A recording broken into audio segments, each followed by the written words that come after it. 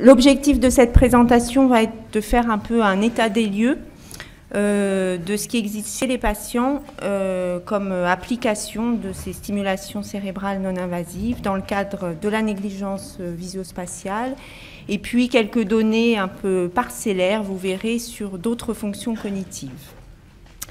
On se retrouve un petit peu confronté à ce qui a été évoqué ce matin sur le langage d'études extrêmement hétérogènes en termes de sites de stimulation, de délais post-AVC, de paramètres mesurés.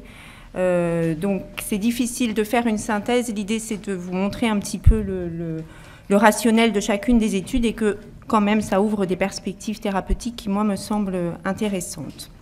Donc la première partie va s'attacher à vous montrer l'effet ou les effets que peuvent avoir ces stimulations dans le cadre de la négligence. Un petit rappel sur la négligence parce que ça va être important dans les différents tests proposés ou les différents modes d'évaluation. D'abord, cette négligence, elle est très polymorphe sur le plan clinique. On ressort toujours cette définition de Heilman, mais qui en elle-même déjà montre la diversité des symptômes que peuvent présenter ces patients, qui peuvent avoir un trouble de la perception, de l'attention, de l'action réalisée dans cette partie de l'espace contralatéral à la lésion cérébrale et avec une nette prédominance des lésions droites et donc de la négligence gauche. Et puis ces représentations spatiales qui intègrent toutes les afférences sensorielles et qui vont être nécessaires pour agir, qui est la finalité de tout comportement adapté.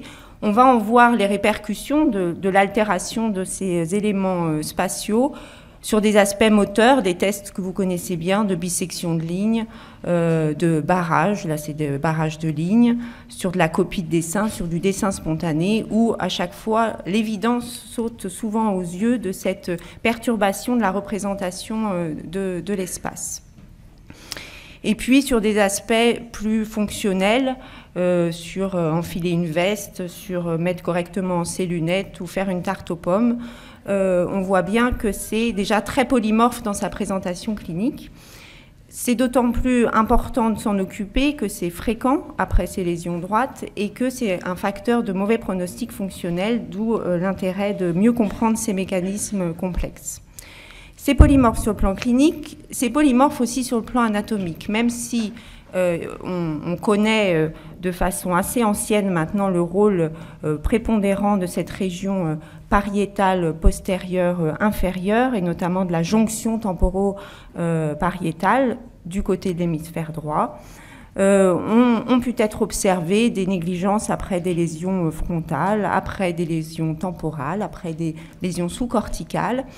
Et ça a conduit, et avec aussi l'enrichissement des techniques d'imagerie, à essayer de regarder ce qui se passait au niveau des faisceaux de substances blanches dans cet hémisphère droit, et que finalement, on pouvait peut-être évoquer, en tout cas envisager la négligence comme un syndrome de déconnexion ou de mauvais fonctionnement de ces connexions fronto-pariétales entre du côté de l'hémisphère droit, donc un défaut de connexion qui permettrait de rendre compte finalement de la diversité de ces aspects qu'on a pu observer. Donc, des corrélats anatomiques modulaires dans certains cas et puis plus connexionnistes dans d'autres, et puis peut-être un petit peu des deux sur chacun des patients. Donc polymorphe sur le plan clinique, polymorphe sur le plan anatomique, polymorphe aussi quand on essaye de s'intéresser aux mécanismes physiopathologiques qui peuvent être engagés. Et la négligence, c'est vraiment le domaine roi où on utilise ce terme de déséquilibre interhémisphérique. On a vu que et le cortex pariétal et le cortex frontal pouvaient être engagés dans cette négligence. Et on sait que ces deux cortex peuvent sous-tendre des fonctions spatiales, des fonctions non spatiales, des fonctions qui sont latéralisées et des fonctions qui sont non latéralisées. Ce qui fait que quand on essaye de regarder un peu ce qui peut être à l'origine de la négligence, on voit très clairement, et c'est ce qui prédomine, des déficits latéralisés d'ordre représentationnel, d'ordre attentionnel, et puis des déficits aussi non latéralisés qui ne sont pas spécifiques, mais qui sont maintenant bien décrits comme des facteurs, comme des éléments, en tout cas souvent associés chez ces patients et qui sont corrélés à la sévérité de la négligence. Donc il n'y a pas de déficit spécifique, c'est au cas par cas une combinaison de ces différents déficits cognitifs, d'où on voit déjà l'émergence de la complexité de la prise en charge de ce syndrome, et que nous, en tout cas aujourd'hui, avec l'approche par stimulation cérébrale non invasive, c'est sur ce petit bout de la lorgnette qu'on va essayer de regarder probablement.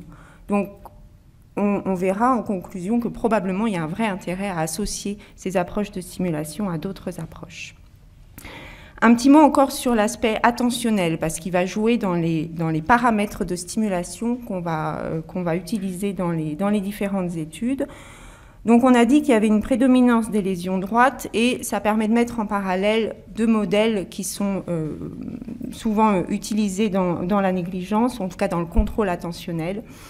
Un premier modèle réactualisé issu de Mesulam, qui dit qu'au niveau de l'hémisphère droit, il y a un système de lien entre le cortex pariétal et puis des réseaux plus antérieurs frontaux, et que l'hémisphère droit, il permet de contrôler à la fois l'attention de l'hémispace droit et gauche, alors que l'hémisphère gauche, contrôle l'attention de l'hémispace droit seulement. Ce qui fait que quand on a une lésion droite, eh ben, ça conduit, selon ce modèle, à une attention qui va être seulement dirigée vers la droite.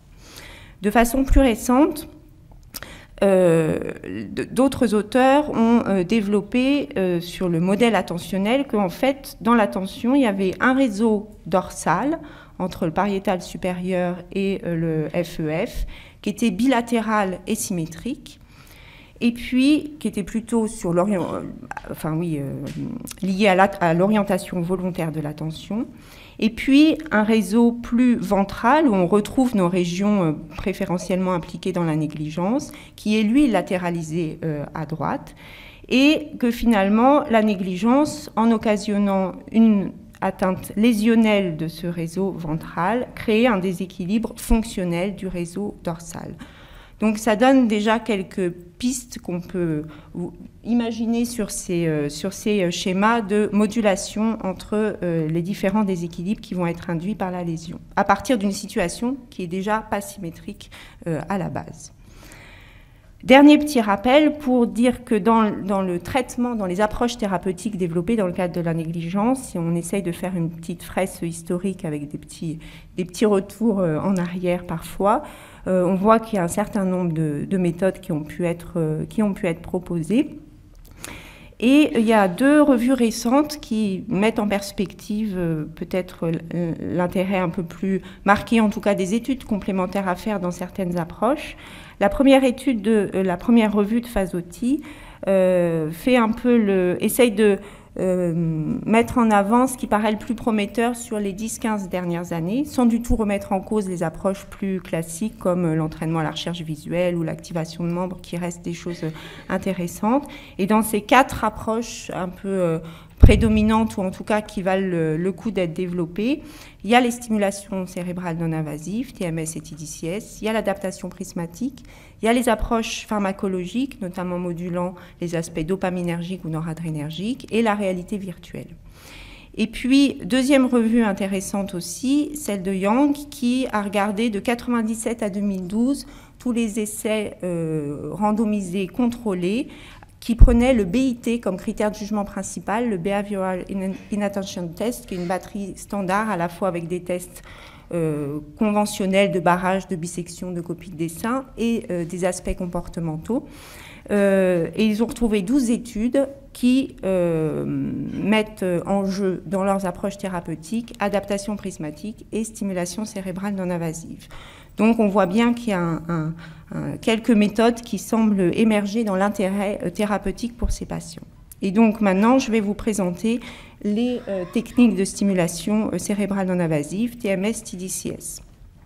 Alors le rationnel de l'utilisation, je pense que il paraît évident, en tout cas dans ce domaine, et ça a été un des premiers domaines d'application de la stimulation cérébrale non invasive dans le domaine de la neuropsychologie, parce que cet aspect de déséquilibre interhémisphérique, il a déjà une grande valeur didactique dans l'interprétation physiopathologique de ce syndrome, et qu'on va pouvoir directement le tester par la stimulation cérébrale.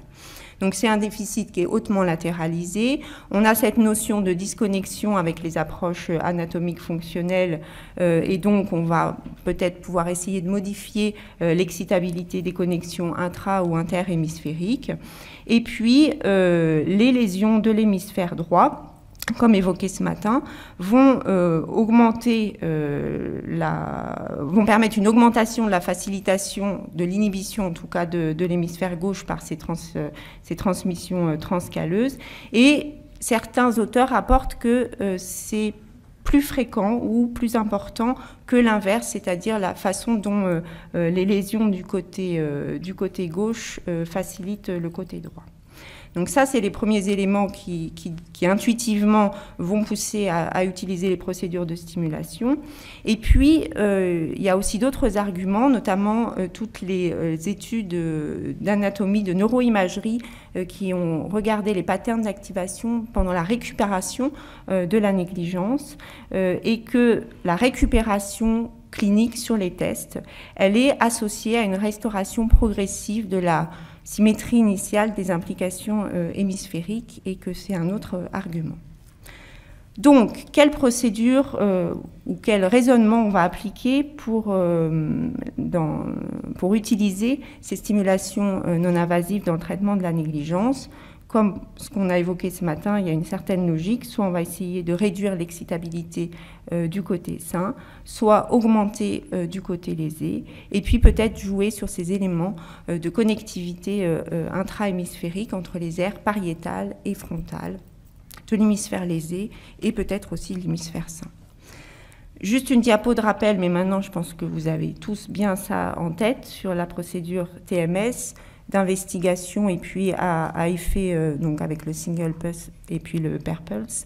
Et puis ce qui va être surtout utilisé dans les études, l'ARTMS et la theta burst avec un effet rémanent plus intéressant.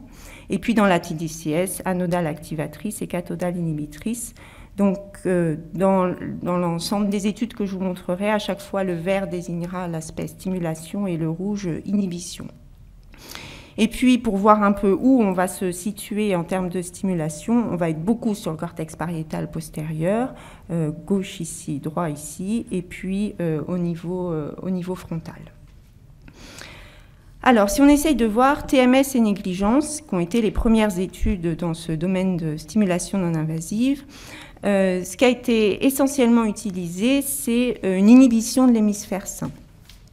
Parce qu'on avait montré qu'il y avait une augmentation de cette excitabilité corticale du côté sain, du côté gauche après une lésion droite, que peut-être les procédures de facilitation étaient moins efficaces, et puis surtout cet aspect d'augmentation du risque comicial si on allait stimuler en regard de la lésion.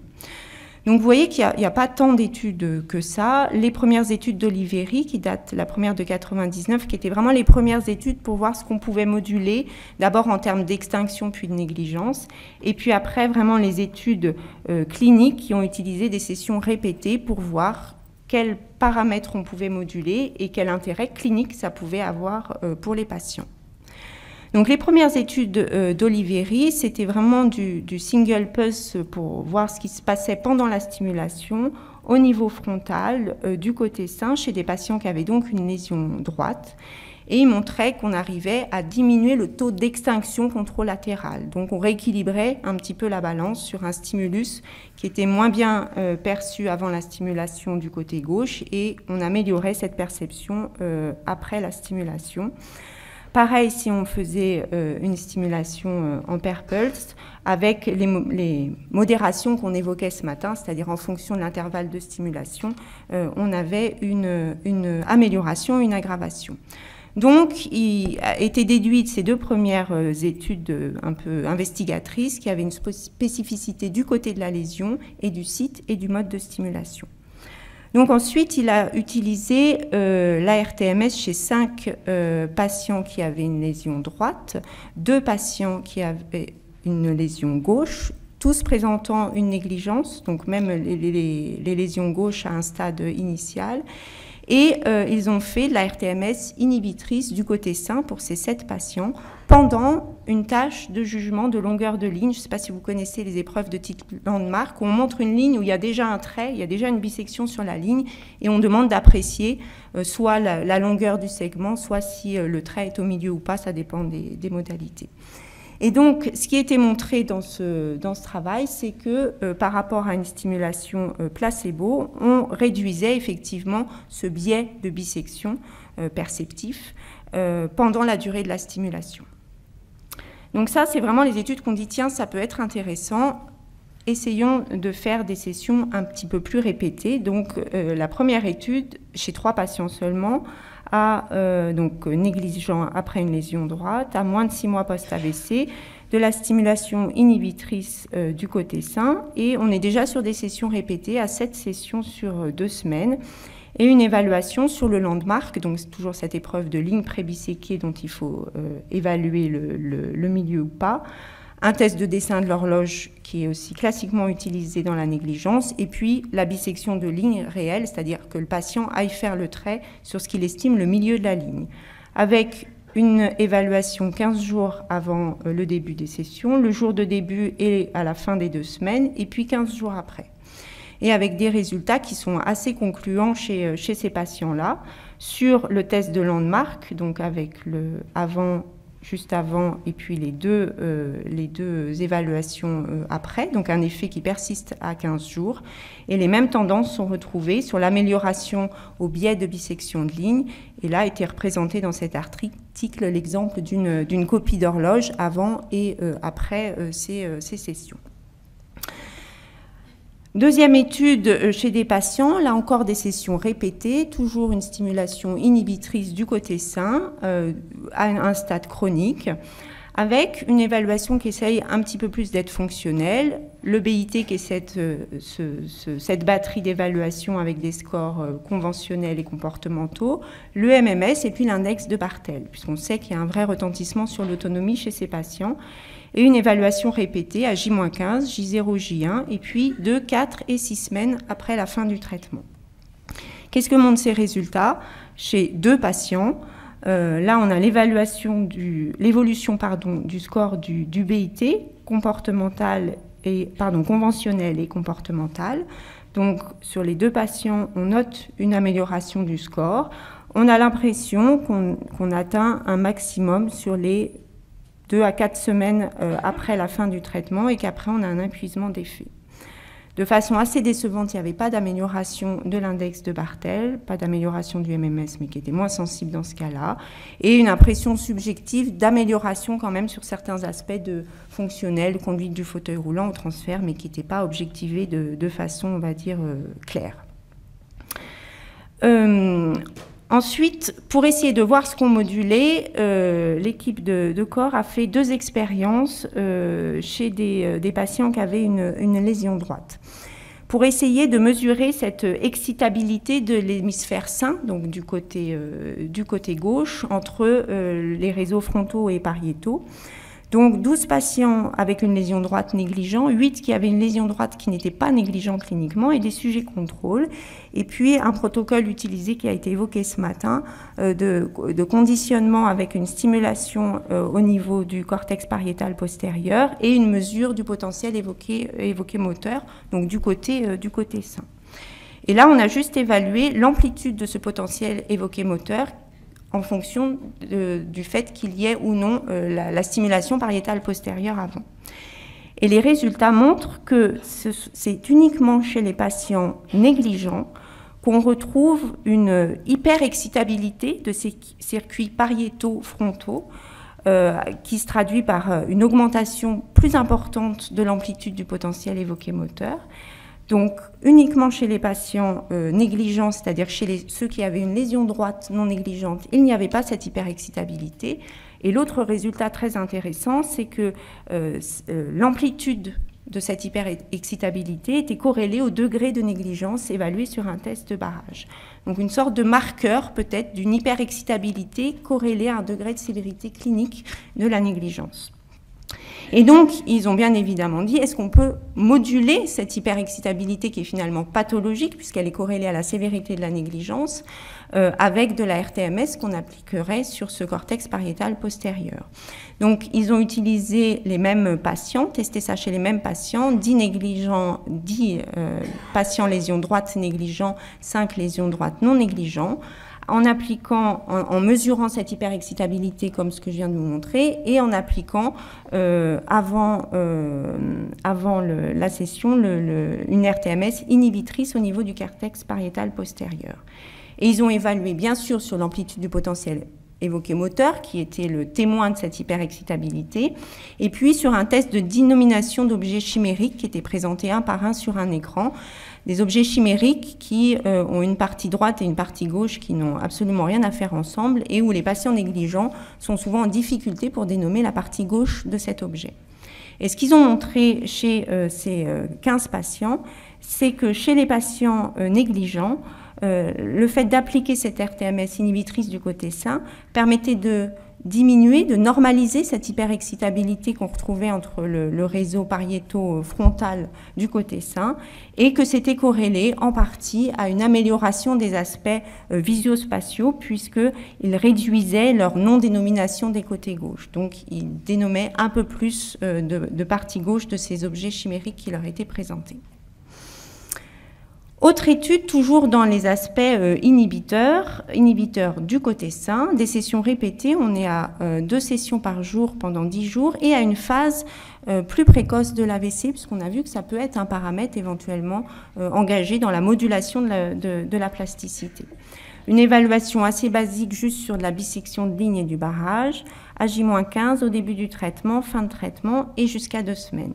Et là, les résultats ne peuvent pas être plus clair, avec une amélioration sur les tests de barrage et sur le test de bisection, et on aurait bien envie d'avoir les petits points d'après pour voir jusqu'où peut perdurer cet effet, qui est un effet qui n'est pas fonctionnel, là aussi c'est une autre limite de ce travail, mais qui a le mérite de montrer que les sessions répétées permettent une amélioration jusqu'à 2 semaines de façon assez probante.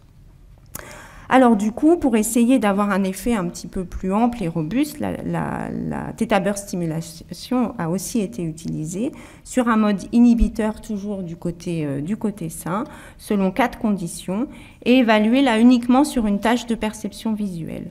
Donc soit 2 trains, soit 4 trains, soit une situation neutre, placebo, soit pas d'intervention du tout. Et une seule session de stimulation et on essaye de voir jusqu'à quand on peut avoir un effet rémanent. Les résultats montrent que dans les 2 cas de stimulation, à 2 ou 4 trains, on a plus de cibles visuelles du côté gauche qui sont perçues et des temps de réaction qui sont plus rapides sur la détection de ces cibles visuelles. Que dans la condition 2 trains, cette amélioration, on l'observe jusqu'à 8 heures après la stimulation. Là, on n'a pas d'amélioration.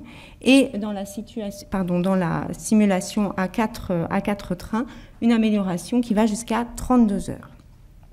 Et les auteurs évoquaient par rapport à des données antérieures que ces effets prolongés, ils l'étaient plus que chez des sujets sains, pouvant suggérer peut-être une susceptibilité plus importante de la région à être activée chez ces patients.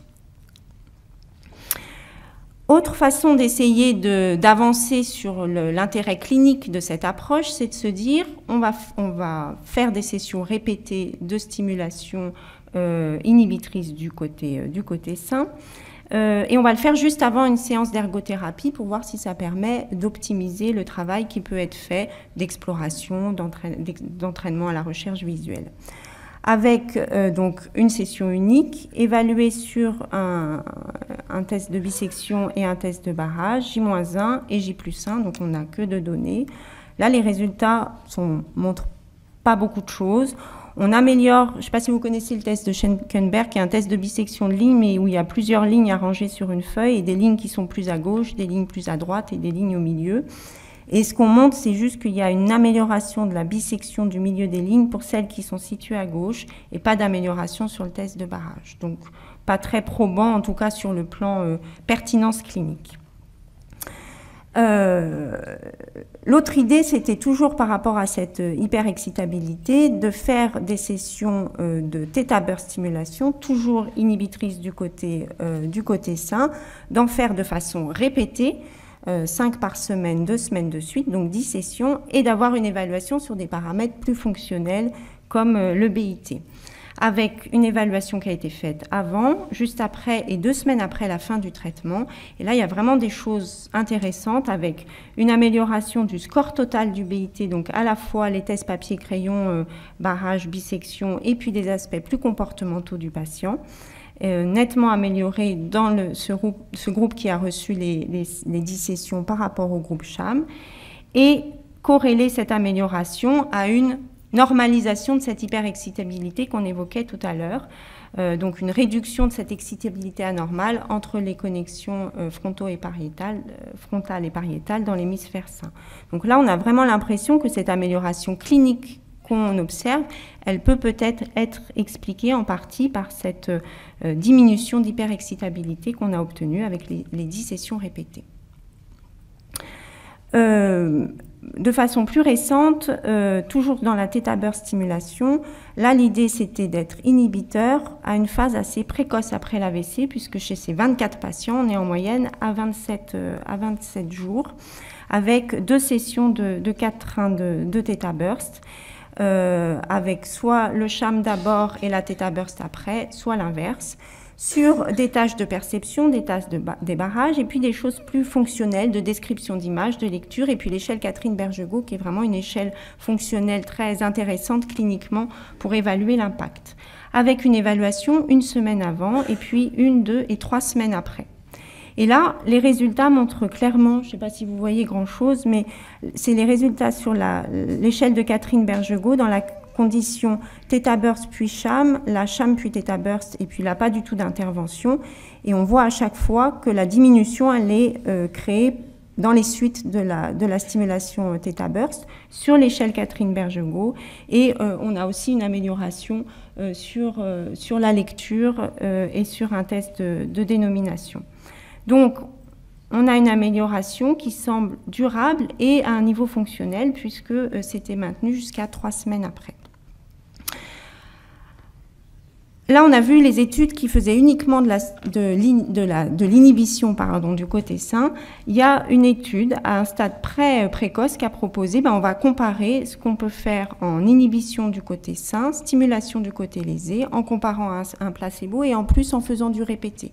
Donc 10 sessions, 1 par jour pendant 2 semaines, avec là aussi une évaluation assez complète de tests de perception visuelle, de bisection de barrage, et l'échelle Catherine Bergegaud et l'index de Barthel, avec une évaluation avant et après ces 10 sessions, et qui montre un effet bénéfique des 2 modalités, notamment sur l'index de Barthel, donc ça c'est vraiment quelque chose d'intéressant, avec en plus la stimulation du côté lésé qui montre une amélioration significative sur le test de bisection.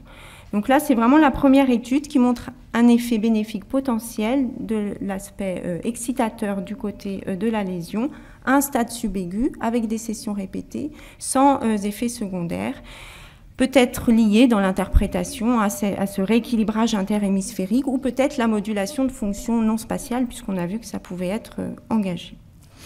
Et puis de façon très récente, la dernière étude sur la RTMS qui a été publiée sur une série plus importante de patients, 34 patients, stimulation inhibitrice toujours du côté sain, un délai assez variable post-AVC, mais plutôt au moins subaigu.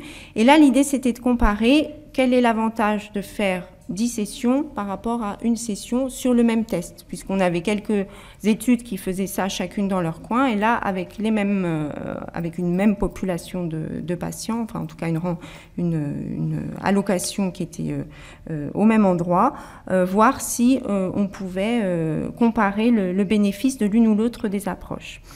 Ils ont utilisé des tests de bisection, de barrage et le test de Hota qui est assez intéressant, qui est un ensemble de cercles qui est disposé sur une feuille, soit des cercles pleins que le patient doit entourer, soit des cercles ouverts sur la droite ou ouverts sur la gauche que le patient doit cocher.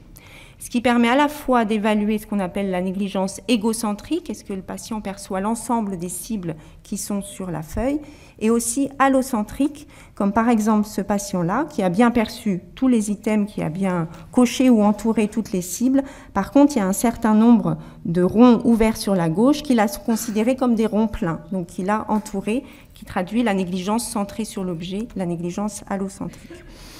Et ce qui montre, c'est que on a donc une amélioration dans les deux cas. Une session permet déjà une amélioration, mais 10 sessions majorent nettement les effets bénéfiques. Là, c'est le changement obtenu avec une session comparativement à 10 sessions sur le test de bisection et sur le test de barrage.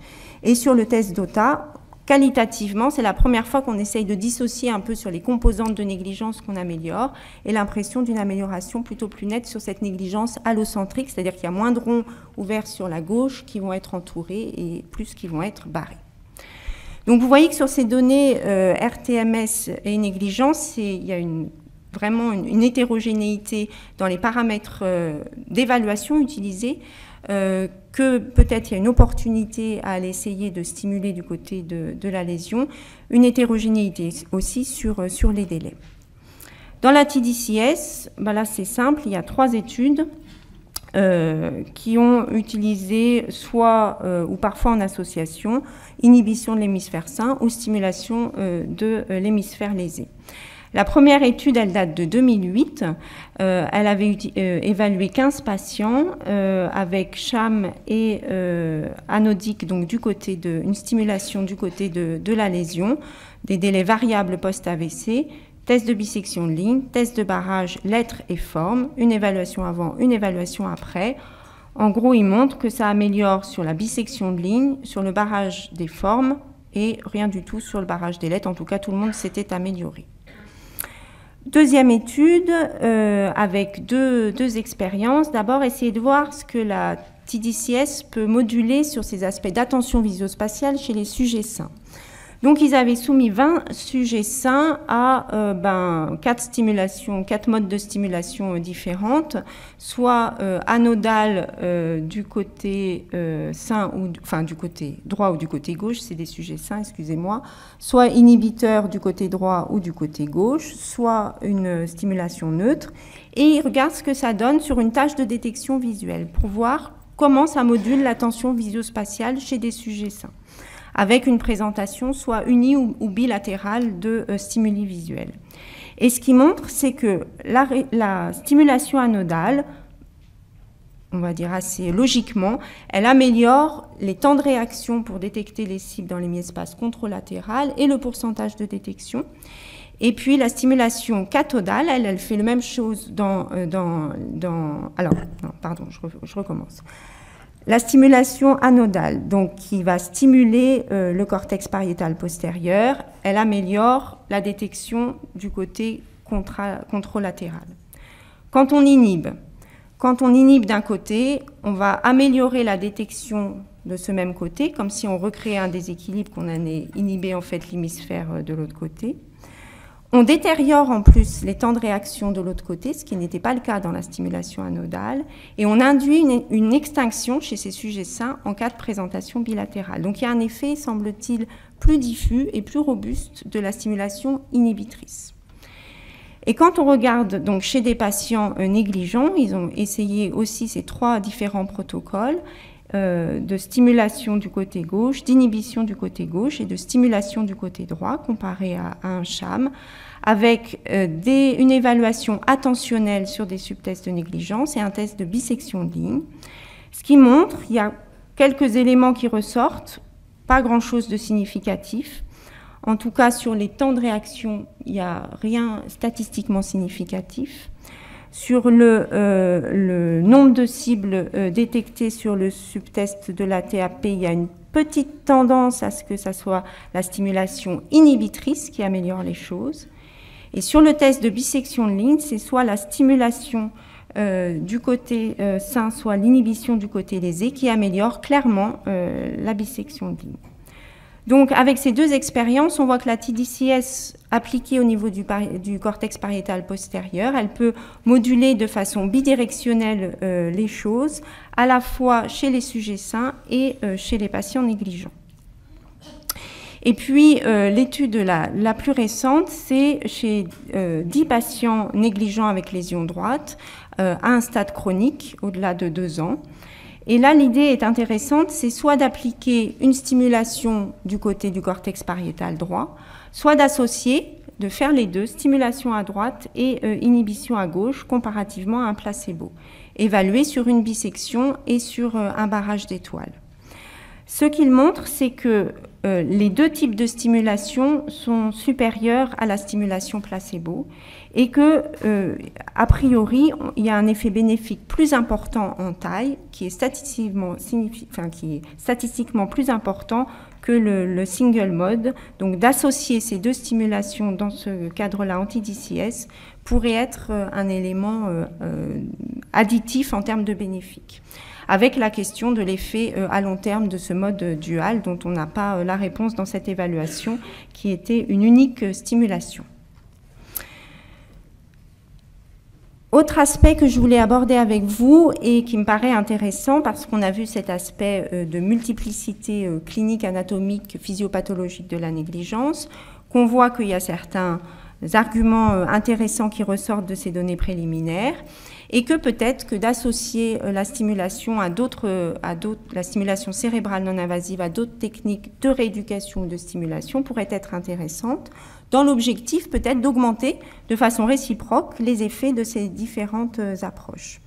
Alors, il y a 2 études, je ne vais pas vous les détailler là, sinon je n'aurai pas le temps, qui ont été faites chez des sujets sains pour voir comment la TMS pouvait moduler les effets de l'adaptation prismatique, qui est aussi une rééducation qui est classiquement utilisée dans la négligence. Une étude très récente qui est un single case qui associe TDCS et entraînement cognitif. Et puis, je vous présenterai un projet qu'on va démarrer très prochainement. Je vais passer sur les études de Magnani qui montrent globalement que quand on utilise de la stimulation avant adaptation prismatique, si on l'utilise du côté gauche, qu'on l'utilise du côté gauche ou du côté droit chez des sujets sains, on s'adapte quand même au prisme. Par contre, quand on l'utilise du côté gauche, l'effet des prismes sur une tâche qui était une tâche de bisection de temps n'était plus là. Donc ça n'empêche pas l'adaptation, par contre ça module l'effet que le prisme peut avoir sur la tâche qu'on est en train d'évaluer. Cette étude-là, donc de Brême, sur un patient qui était à une phase aiguë, J26 post-AVC, qui a proposé 4 semaines de traitement pour cette patiente, pris 5 jours par semaine, avec chaque fois une session de 30 minutes. La première et la 4e semaine, la patiente bénéficiait d'une prise en charge conventionnelle en ergothérapie, stimulation de poursuite du regard, des saccades. La 2e semaine, le lundi, elle avait prise en charge conventionnelle et une TDCS placebo. Et le dernier jour de la semaine, le vendredi, elle avait une séance unique de stimulation bipariétale, donc stimulation du côté de la lésion, inhibition du côté sain, en même temps que l'ergothérapie. Et puis, la 3e semaine, elle avait tous les jours la prise en charge conventionnelle associée à cette stimulation bipariétale. Et l'évaluation s'est faite sur des éléments attentionnels, sur de la bisection du barrage, de la copie et un questionnaire de vie quotidienne. Les résultats montrent qu'on a une amélioration des temps de réaction sur une épreuve de type Posner qui se maintient au follow-up 3 semaines après l'arrêt du traitement, une amélioration sur la thèse de copie de dessin et une amélioration sur les bisections de ligne qui se maintient à 4 jours après l'arrêt de la stimulation et puis après a tendance à disparaître. Pas d'amélioration sur les tests de barrage et pas de mise en évidence de transfert sur les situations de vie quotidienne, sauf sur le test de M3, mais étant donné qu'on est sur une phase assez précoce post-AVC, la question de la récupération spontanée peut tout à fait se poser. Voilà juste en un mot le protocole que je voulais vous montrer qu'on va développer. L'idée, c'est d'associer de la stimulation anodale au niveau du cortex moteur pendant la procédure d'adaptation prismatique. Je vous montrerai juste après qu'on sait que l'adaptation, la stimulation TDCS sur le cortex moteur pendant l'apprentissage d'une habileté motrice améliore la qualité de cet apprentissage et la rétention. Et donc l'idée, c'est de booster l'effet des prismes en associant la TDCS pendant la procédure d'adaptation. Donc ça, c'est en cours. Résumé sur la négligence, il n'y a pas de consensus clinique, mais certainement une opportunité thérapeutique importante. Sur la TMS, on voit bien que l'essentiel des investigations, ça s'est fait sur inhibition du côté sain, mais qu'il y a un intérêt probable de développer stimulation du côté lésé. C'est plus distribué dans la TDCS, mais sur un tout petit nombre d'études. Intérêt probablement très fort des combinaisons d'approches.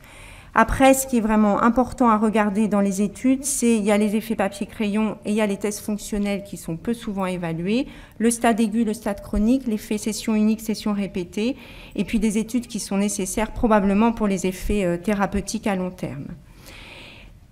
De façon très intéressante, il peut certainement y avoir une corrélation entre la localisation des lésions corticales et les résultats cliniques. On sait chez les sujets sains qu'il y a des effets différentiels possibles selon le site de stimulation. C'est-à-dire que si on module ce réseau dorsal de la tension que je vous ai montré tout à l'heure, on module plutôt les tâches de bisection de ligne. Et si on module le réseau ventral en RTMS, on modifie plutôt les tests de barrage. Donc peut-être qu'il y a un profil d'approche qui peut être fait en fonction de la lésion. TMS restant un très bon outil d'investigation et TDCS très pertinente dans sa facilité d'utilisation et moins de contre-indications dans les approches de réhabilitation. Est-ce qu'il me reste 5 minutes? Oui? À peine? Oui? Petites 5 minutes. Les fonctions cognitives. Les autres, il n'y a pas beaucoup d'études, donc ce ne sera pas très long. Elles se sont basées surtout sur les études qui ont été faites chez les sujets sains. En gros, on a essayé de moduler le cortex dorsolatéral préfrontal gauche le plus souvent. Dans la RTMS, on voit que ça améliore le raisonnement. Dans la TDCS de stimulation, ça améliore les performances de planification sur tour de Londres ou sur les temps de réaction.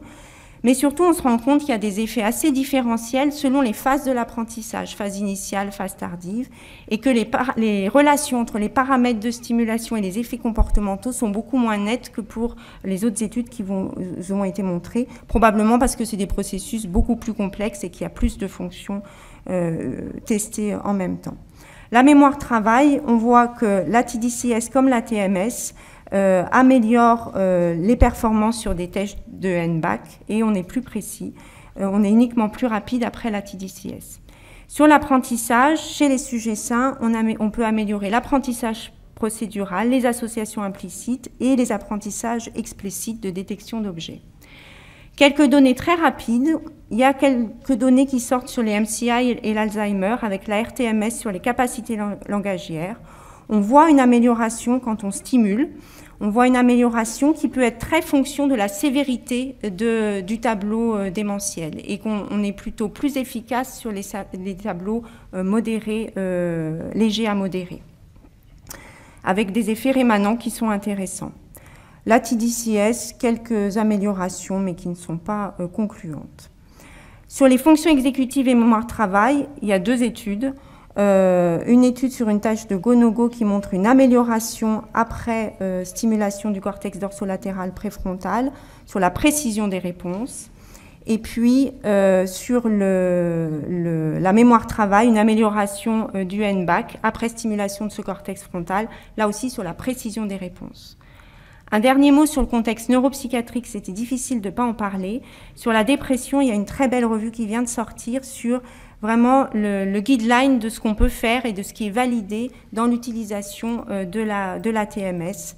Et clairement, la première indication qui sort avec un fort niveau, c'est TMS dans dépression. On sait que avec les données de neuroimagerie que chez les sujets déprimés, il y a un hypométabolisme frontal gauche et un hypermétabolisme frontal droit.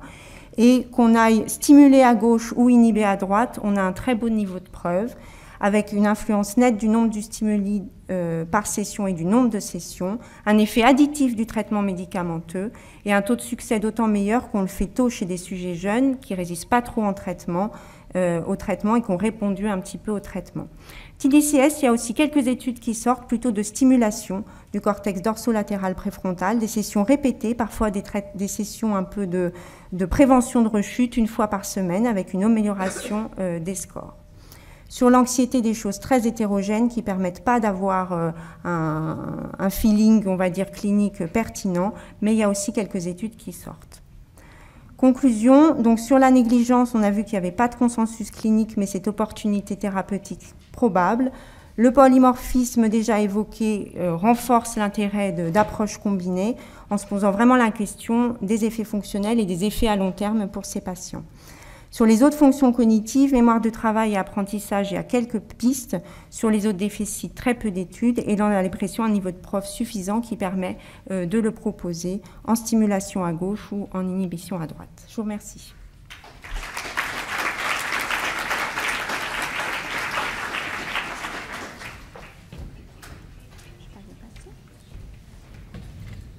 Merci beaucoup pour cette très belle présentation. Est-ce qu'il y a des questions ?